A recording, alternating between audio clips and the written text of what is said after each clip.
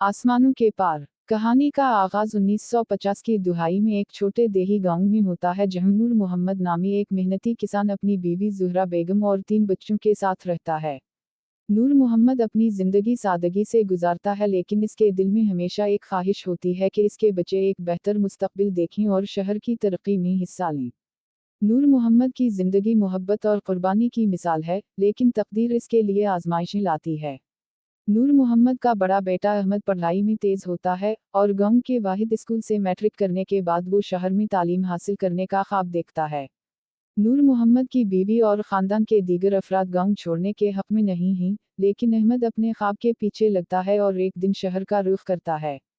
शहर में अहमद एक नए, तेज रफ्तार और मसरूफ माहौल से दोचार होता है।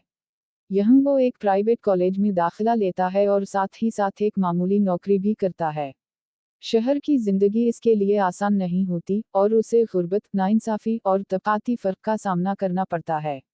लेकिन अहमद हार मानने वाला नहीं होता, वो मेहनत जारी रखता है।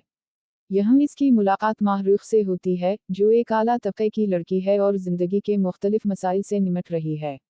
दोनों की मुलाकात आहिस्ता आहिस्ता मोहब्बत में बदल जाती है, लेकिन उनका तबकाती फर्क उनकी राह में बड़ी रुकावट बन जाता है।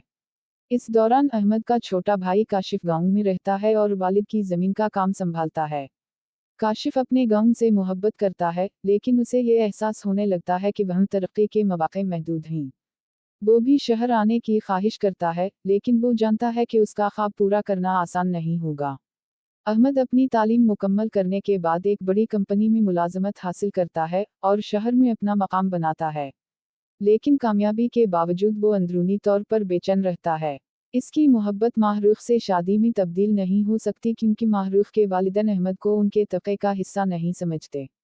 अहमद और माहरूख के दरमियान मोहब्बत की दास्तान निहायत दलगदाज और जज्बाती होती है। अहमद के दिल में एक खला होता है जिसे दुनियावी कामयाबियां नहीं भर सकती।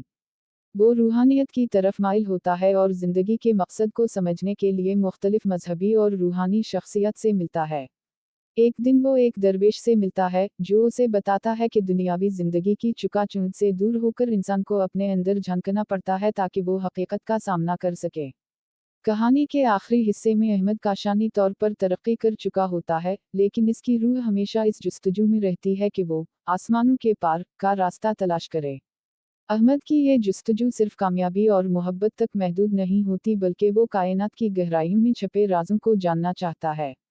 वो अपने खानदान के साथ अपने गांव वापस आता है, जहां इसकी मुलाकात अपने माजी से होती है, और वो ये समझता है कि असल खुशी अंदरूनी सुकून और मोहब्बत में है, ना कि दुनियावी दौलत में।